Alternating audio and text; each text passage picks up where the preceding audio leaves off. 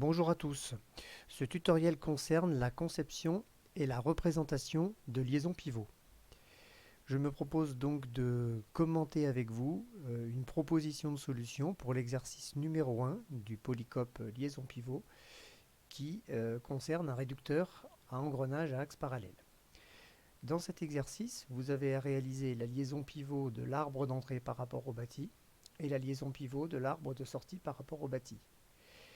La première chose à faire quand vous avez une telle réalisation à faire est de bien analyser d'une part le plan d'ensemble partiel qui vous est fourni, notamment pour des problèmes de montage, d'encombrement, de choix de solutions technologiques. Vous inspirez également des différentes proportions que vous pouvez apercevoir sur le dessin. Et puis la deuxième chose à faire, évidemment, est de bien respecter le cahier des charges.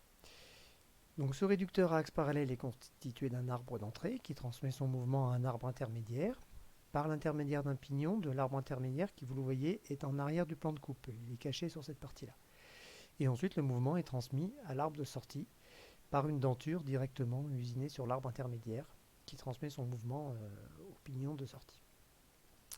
A noter que le bâti du réducteur est constitué de 3 parties démontables. C'est important pour la réalisation puisque ça va nous permettre d'imaginer des solutions de montage. Un flasque droit, un carter central, un flasque gauche. Donc dans un premier temps, nous allons nous intéresser à la liaison pivot entre l'arbre d'entrée et le bâti, le cahier des charges imposé un montage en opposition et la réalisation de l'étanchéité. Donc montage en opposition de roulement à contact radial. Voici la solution que je vais commenter maintenant. C'est une proposition de solution. Donc premièrement, s'agissant du montage, il faut définir quelles sont les bagues à monter serrées. Pour ça, il faut s'intéresser à la charge radiale. Donc la charge radiale est transmise au niveau du contact d'engrenage qui est ici. Donc cette charge radiale, compte tenu du fait que le contact d'engrenage s'effectue toujours au même endroit, dans le repère du bâti, avec la même direction, cette charge radiale est fixe par rapport au bâti. L'arbre tourne par rapport au bâti, donc c'est l'arbre qui tourne par rapport à la direction de la charge. Je vais serrer mes bagues intérieures de roulement sur l'arbre. Dans le cadre d'un montage en opposition, la solution la plus simple est de réaliser l'opposition côté intérieur lorsqu'on serre les bagues intérieures sur l'arbre et si possible de pouvoir monter les deux roulements directement sur l'arbre, ça rend la solution plus économique. Donc le montage que je propose est un montage école qu'il faudra retenir. Vous prenez votre arbre en dehors du mécanisme, vous apportez le roulement de droite côté droit à la presse, il vient s'arrêter sur l'épaulement qui est ici. De la même manière, vous n'avez pas encore mis le pignon denté ici, vous apportez le roulement de gauche côté gauche à la presse, il s'arrête contre l'épaulement qui est ici. L'ensemble arbre plus de roulement, vous le prenez et vous le rentrez dans le bâti au niveau de l'alésage ici, l'ajustement entre les bagues extérieures et le bâti est en glissant. L'ensemble vient s'arrêter sur l'épaulement qui est ici. L'arrêt axial est donc fait d'un côté, l'ensemble ne peut plus se translater vers la gauche. Pour éviter que l'ensemble se translate vers la droite, j'ai prévu ici un chapeau. Donc ce chapeau est en liaison encastrement avec le bâti. Le maintien en position n'est pas représenté ici. La mise en position se réalise par un appui-plan, un centrage court. Notez bien qu'on ménage ici un jeu de fonctionnement. Tout montage en opposition présente un jeu axial pour permettre la dilatation de la liaison. Et de toute manière, il est interdit de venir toucher ici, cela réaliserait deux appuis-plans, ce qui est hyperstatique. Donc on ménage bien un jeu ici, et la mise en position appui-plan centrage court est nécessaire, cette précision est nécessaire, puisque le chapeau supporte un joint à lèvres qui va réaliser l'étanchéité, qui va permettre d'empêcher à l'huile qui graisse l'ensemble du mécanisme, les contacts engrenages, les roulements, de s'échapper vers l'extérieur, d'où le sens de la flèche.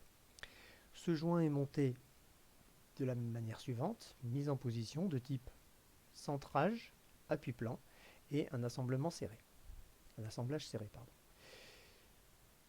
Donc voilà, notre liaison pivot est réalisée. On a bien un montage en opposition économique avec le minimum d'arrêts axiaux.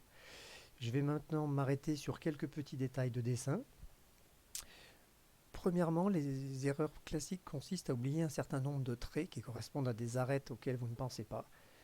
Cette arête-là, qui est en arrière du plan de coupe, qui est une arête circulaire, correspondant à la fin de la partie cylindrique ici du bâti. Donc ce trait-là, celui-ci, vous avez tendance à l'oublier. De la même manière sur le chapeau, eh bien, vous oubliez les arêtes circulaires, celle-ci et celle-ci, de part et d'autre. Sur l'arbre, vous oubliez également régulièrement ces traits-là, qui représentent également des arêtes circulaires dues au changement de diamètre. Et puis enfin, régulièrement, on voit des chapeaux qui viennent toucher l'arbre, c'est-à-dire que ce trait n'existe pas. Ce trait montre que la matière s'arrête avant d'arriver sur l'arbre, ce qui est indispensable puisque le chapeau est fixe et que l'arbre est mobile. Donc voilà pour quelques commentaires sur une première liaison pivot école de type montage en opposition, bague intérieure serrée sur l'arbre. Nous attaquons maintenant la deuxième liaison pivot, qui est une liaison pivot qui concerne l'arbre de sortie et le bâti, et pour lequel le cahier des charges imposait une solution de type palier fixe, palier libre. Donc voici la solution que je propose de commenter tout de suite. Donc de la même manière, pour un montage palier fixe, palier libre, une solution économique parce qu'elle facilite le montage est de prévoir deux roulements de taille différente. Donc de la même manière, ici, la charge radiale est fixe par rapport au bâti, l'arbre tourne par rapport au bâti, donc je vais serrer les bagues intérieures sur l'arbre. Donc j'imagine mon arbre en dehors du mécanisme. Le pignon n'est pas encore monté, puisqu'il sera monté à la fin, avant de monter le carter central sur le flasque de gauche. Mon axe est tout seul. J'apporte le premier roulement, le petit, qui va donc venir à la presse taper sur cet épaulement, puis l'entretoise, puis le deuxième roulement sur l'entretoise, puis je propose ici un écrou en coche qui permet de régler l'arrêt sans jeu axial sur la bague intérieure de roulement côté gauche. Donc cet ensemble arbre, écrou, deux roulements, entretoise, je l'apporte depuis la gauche à l'intérieur du bâti. Les bagues extérieures sont montées glissantes jusqu'à ce que le roulement de gauche vienne taper aussi, ici au niveau de l'épaulement. Donc le montage palier fixe, palier libre sera tel que la rotule est à gauche, le linéaire à droite. Cette rotule, pour qu'elle soit effective, elle est arrêtée à droite ici. Il faut donc maintenant l'arrêter à gauche. De la même manière que tout à l'heure, je propose un chapeau.